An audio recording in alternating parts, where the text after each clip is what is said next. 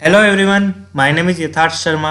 इस वीडियो में हम देखने वाले हैं गेट 2017 सेट वन में आया हुआ क्वेश्चन मैकेनिकल इंजीनियरिंग में 2 मार्क्स के लिए। ठीक है, तो यहाँ पे एक रेक्टेंगुलर रीजन दिया हुआ है सॉलिड में, उसमें प्लेन स्टेट ऑफ स्ट्रेन है। ठीक है, रेक्टेंगुलर के चारों कॉर्नर्स का हमें कोऑर्डिनेट गिवन है एंड उसके साथ ही हमें एक्स डायरेक्शन में नॉर्मल स्ट्रेन, वाई डायरेक्शन में normal strain and shear strain given है एक्स वाई में, जो कि x y y x equally होता है। ठीक है, शियर स्ट्रेन के केस में तो पूछा क्या है कि the deformed length of the elongated diagonal पूछा है। अब मैं आपको एक क्वेश्चन क्यों बता रहा हूँ, आपने बहुत सारे इंस्टीट्यूट्स की वर्कबुक में इसका सॉल्यूशन भी देखा होगा, फॉर्मूला लगा के इसका सॉल्यूशन कर रखा है, बट मैं आपको 2 अलग मेथड बताऊंगा और वो मेथड्स ज़्यादा एक्यूरेट है फॉर्मूला लगाने से। ठीक है, और वो कैसे एक्यूरेट है कि जो आईआईटी ने जो आंसर दिया था ना, वो था ये वाला जो आपको रेड में दिख रहा है 5.03013 टू 5.015। ठीक है, आप अगर फॉर्मूला लगाते हो तो आपको 5.0154 ऐसे कुछ आंसर मिलता है, जो कि रेंज से हल्का सा बाहर जाता है। अगर आप सिर्फ 3 डिजिट लिखोगे यानी कि 5.015 तो आप रेंज में आ जाओगे। लेकिन जो मैं मेथड बताऊंगा अभी आपको, वो मच मोर सिंपलर है और ज़्यादा एक्यूरेट है, और उसमें कैलकुलेटर की जो रिक्वायरमेंट है वो भी हार्डली 1 टाइम ही है। ठीक है, तो देखते हैं इसको कैसे सिंप्लीफाई तरीके से हम सोल्व कर सकते हैं। ठीक है, तो सबसे पहले देखते हैं क्वेश्चन के क्या रहा है। तो क्वेश्चन कह रहा है कि एक रेक्टेंगुलर शेप है। ठीक है, उसके हमें क्या दे रखे हैं, कॉर्नर्स के कोऑर्डिनेट। ठीक है, 0 0 4 0 4 3 एंड 0 3। ठीक है, तो जब इस पर कोई स्ट्रेन नहीं है तो ये जो आपको दिख रहा है ये डायगोनल है। इसकी जो लेंथ होगी अभी कितनी होगी, इसकी लेंथ आप सिंपली देख के बता सकते हो 5 होगी। ठीक है, क्योंकि ये 4 है और ये आपका वर्टिकल 3 है, तो ये 5 होगा, कोई दिक्कत नहीं। अब क्या है, इस पे स्ट्रेन लगना स्टार्ट हुआ। तो कौन कौन सा स्ट्रेन लगा है? स्ट्रेन लगा है एक्स एक्सिस में, सॉरी एक्स डायरेक्शन में नॉर्मल, वाई डायरेक्शन में normal and x y plane में आपका शियर स्ट्रेन लगा हुआ है। तो हम इसको क्या करेंगे, अलग अलग तरीके से इंडिविजुअल देखेंगे। हम देखेंगे कि अगर सिर्फ एक्स डायरेक्शन में नॉर्मल स्ट्रेन लगता तो इस रेक्टेंगल के साथ क्या होता, ये बढ़ जाता। देखा आपने, जैसे अगर एक्स डायरेक्शन में, अगर मैं इधर आपको एक्स डायरेक्शन में स्ट्रेन लगाऊंगा यहाँ पे, ठीक है, तो ये बढ़ जाएगा। ठीक है, कितना बढ़ेगा ये, मान लो ये एक्स डायरेक्शन में कितना बढ़ेगा, ये बढ़ेगा आपका डेल्टा एक्स एक्सेस। इसका मतलब है कि एक्स डायरेक्शन में कितना इंक्रीज हुआ, किसकी वजह से, नॉर्मल स्ट्रेन एक्स डायरेक्शन की वजह से। ये हो गया पहले जो उसकी लेंथ थी इनटू स्ट्रेन। ठीक है, तो ये आपका एक्स डायरेक्शन में इंक्रीज होता अगर ओनली ये होता तो। ठीक है, ये इंक्रीज है। ठीक है, अच्छा ठीक है, कोई दिक्कत नहीं है, एक चीज़ ये हो गई। और अगर ओनली वाई डायरेक्शन में होता स्ट्रेन तो इस तरीके से ऊपर बढ़ जाता, और वाई डायरेक्शन कितना इंक्रीज होता, वो होता आपका y into strain in, normal strain in y direction. ठीक है, तो आपका 0.006 होता इंक्रीज इन वाई डायरेक्शन। ठीक है, यहाँ तक ठीक है। अब हम बात करते हैं शियर स्ट्रेन। अब जो शियर स्ट्रेन है वो बेसिकली पूरे एक प्लेन की वजह से है। ठीक है, आप जानते हैं कि 1 डायमेंशनल में शियर स्ट्रेन होता नहीं, एक प्लेन में आता है। अगर आप पूरा एक सॉलिड की बात कर रहे हैं तो हम ये भी जानते हैं कि जो shear strain, total shear strain है, उसका हाफ पार्ट आप एक्स डायरेक्शन में ले सकते हो, हाफ पार्ट वाई डायरेक्शन में ले सकते हो। कैसे?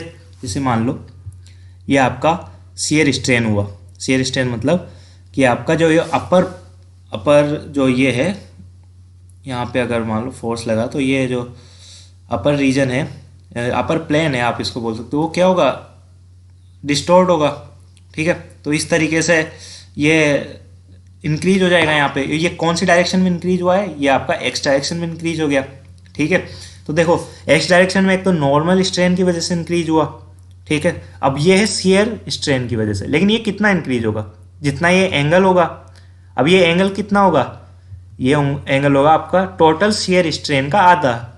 आधा क्यों है, आपको पता होगा कि अगर दोनों डायरेक्शन में आएगा ना तो एक ही डायरेक्शन में मैं मान रहा हूँ अभी, सिर्फ ओनली इसी साइड में, तो ये आधा इस यहाँ पे हो गया है। तो एक्स डायरेक्शन में आपका कितना इंक्रीज हो जाएगा, ये हो जाएगा आपका delta x y. X y मतलब क्या है कि स्ट्रेन की वजह से है ये, ठीक है, increase in x x component या एक्स डायरेक्शन, ठीक है। तो ये कितना होगा y इंटू दिस, वाई क्यों आया देखो, अगर ये एंगल है तो ये जो आपका डिस्टेंस यही तो मल्टीप्लाई होगा ये निकालने के लिए, ठीक है। और ये एंगल काफ़ी छोटा है, मतलब अगर आप देख पा रहे हो काफ़ी छोटा एंगल है, तो उस वजह से आप डायरेक्टली आप ये फॉर्मूला यूज़ कर सकते हो, आपको टेन साइन कुछ लगाने की ज़रूरत नहीं है। तो आपके पास जो वैल्यू आती है वो आती है ये, ठीक है। सिमिलरली अगर मैं यही चीज़ कहाँ पे वाई डायरेक्शन में, क्योंकि आधा शेयर स्ट्रेन मैंने उधर लिया, तो आधा शेयर स्ट्रेन अगर मैं इधर लेता हूँ तो वाई डायरेक्शन में कितना इंक्रीज हो जाएगा, वो हो जाएगा x into gamma x y by 2, वो हो गया इतना, ठीक है। अब हमने देख लिया है नॉर्मल स्ट्रेन की वजह से एक्स डायरेक्शन में चेंज, नॉर्मल स्ट्रेन की वजह से वाई डायरेक्शन में चेंज, शेयर स्ट्रेन की वजह से एक्स डायरेक्शन में चेंज, और शेयर स्ट्रेन की वजह से वाई डायरेक्शन में चेंज। तो अब ओवरऑल डिफॉर्मेशन की अपन बात करें, तो अगर एक्स डायरेक्शन की बात करें तो एक्स डायरेक्शन में ओवरऑल डिफॉर्मेशन कितना हो जाएगा, सिंपली जो आपको दिख रहा है 0.004 प्लस 0.0045, तो ये टोटल डिफॉर्मेशन हो गया एक्स डायरेक्शन में। इसी तरह वाई डायरेक्शन में टोटल डिफॉर्मेशन कितना हो गया, ये हो गया 0.012, ठीक है। बहुत आसान है, मैंने आपको समझा दिया है कैसे, एनिमेशन से बता दिया है कि कैसे सारी चीज़ें हुई, सारा डिफॉर्मेशन हुआ, सब एक साथ हुआ है, साइमल्टेनियसली हुआ है, अलग अलग नहीं है। मैंने अलग अलग आपको बताया ताकि आप समझ सके कि हो क्या रहा है, ठीक है।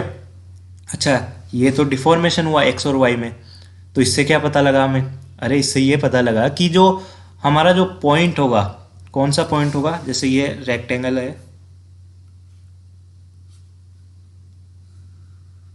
ये डिफॉर्म्ड हो गया ना, तो ये जो पॉइंट है ना, ये तो अपना ओरिजिन है, फिक्स है। ये जो पॉइंट है आपका आर, इसके कोऑर्डिनेट्स पता लग जाएंगे, हमें पता लग जाएंगे, नहीं लग जाएंगे, लग जाएंगे। और ये पॉइंट अगर फिक्स है 0 0 और इसके कोऑर्डिनेट हमें पता है, तो क्या ये डायगोनल हम नहीं निकाल सकते, क्या निकाल सकते हैं, बड़े आराम से निकाल सकते हैं, ठीक है।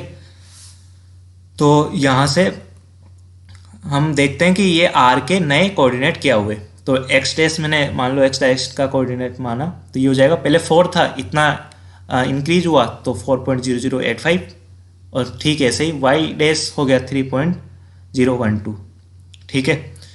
तो आपका डायगोनल कितना हो जाएगा, under of x dash square plus y dash square, जो कि आपका एग्जैक्टली आता है 5.0140, ठीक है। तो यहाँ पे आपने देखा होगा कि कैलकुलेटर की जो जरूरत पड़ेगी ना आपको, वो यहाँ पे ही पड़ेगी सिर्फ, इससे पहले तो कोई ऐसी कैलकुलेशन है नहीं जो आप कर नहीं सकते हैं अपने मतलब कॉपी पेन पे डायरेक्टली, ठीक है।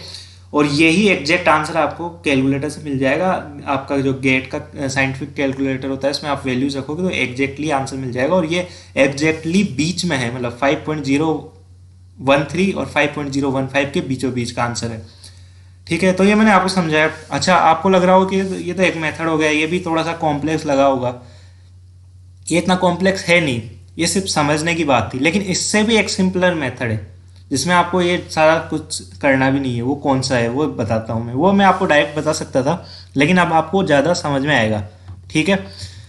तो ये आपका क्वेश्चन है दोबारा से, ठीक है। तो क्या है दूसरा मेथड, दूसरा मेथड है मैट्रिक्स ट्रांसफॉर्मेशन का। ये क्या होता है, तो आप कुछ नहीं होता, बेसिक मैट्रिक्स आपको पता होगी, आपको पता होगा स्ट्रेस मैट्रिक्स या स्ट्रेन मैट्रिक्स क्या होती है, बहुत बेसिक, ठीक है। तो स्ट्रेन मैट्रिक्स जो आपको होती है उसको अगर आप जो ये कोऑर्डिनेट है 4 3 इससे मल्टीप्लाई कर दोगे तो क्या मिलेगा, देखते हैं। ये आपकी स्ट्रेन मैट्रिक्स है, ठीक है। आपको पता होगा स्ट्रेन मैट्रिक्स में जो ये आपका शेयर स्ट्रेन लिखते हैं उसको बाई 2 करके लिखते हैं, ठीक है। इसको मल्टीप्लाई करना है आपको किससे, जो भी कोऑर्डिनेट को आपको ट्रांसफॉर्म करना है, जिसका डिफॉर्मेशन आपको देखना है कि कितना डिफॉर्म होगा, ठीक है। सिंपली मैट्रिक्स मल्टीप्लिकेशन अगर आप करोगे तो आपको मिलता क्या है, आपको मिलेगा एक्स डायरेक्शन में strain, normal strain, sorry x direction में डिफॉर्मेशन नॉर्मल स्ट्रेन की वजह से, एंड सोन, ये सारी जो भी हमने अभी निकाला सारे सारे आपको मिल जाएंगे, ठीक है। तो ये तो और ईजी हो जाएगा, ठीक है। एक ही स्टेप में आप यहाँ पे करोगे और डायरेक्टली आपको ये मैट्रिक्स के फॉर्म में मिल जाएगा। तो करके देखते हैं, देखिए इस क्वेश्चन को।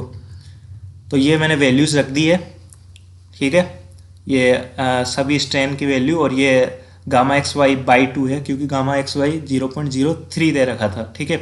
और ये मल्टीप्लाई आप करोगे तो आपको मिल जाता है ये, ठीक है। तो ये आपका हो गया एक्स डायरेक्शन में डिफॉर्मेशन नॉर्मल स्ट्रेन की वजह से, ये एक्स डायरेक्शन में डिफॉर्मेशन शियर स्ट्रेन की वजह से, ठीक है। और ऐसे ही वाई का हो गया, तो डेल्टा एक्स आपने दोबारा से निकाल लिया, डेल्टा वाई ये आ गया, और ये आपका एक्स डेक्स वाई डेस नए कोऑर्डिनेट्स के, सॉरी नए पॉइंट के कोऑर्डिनेट्स, और ये आपका डायगोनल का लेंथ मिल गई है आपको डायरेक्ट, ठीक है। तो ये था मैट्रिक्स मेथड, ठीक है। अब आप ये मेथड मैंने खुद नहीं मतलब ट्राई करके देखा था। अगर आपको इसमें कुछ भी लूप होल लगता है, कुछ लगता है कि इसको 3D में भी लगा सकते हैं या नहीं लगा सकते, तो आप डिस्कस कर सकते हैं, मुझे बता सकते हैं कि आगे मैं इस पर और भी कुछ वीडियो बनाऊं, क्या करूं, ठीक है। और भी ऐसा कोई इंटरेस्टिंग क्वेश्चन मुझे मिलेगा तो मैं शेयर करूंगा, आप भी मुझे कमेंट में बता सकते हैं कि कोई ऐसा क्वेश्चन हो जिसको आप चाहते हो कि इस तरीके से एक्सप्लेन किया जाए उसको, तो मैं ज़रूर कोशिश करूंगा। Thank you so much for watching the video. Thank you.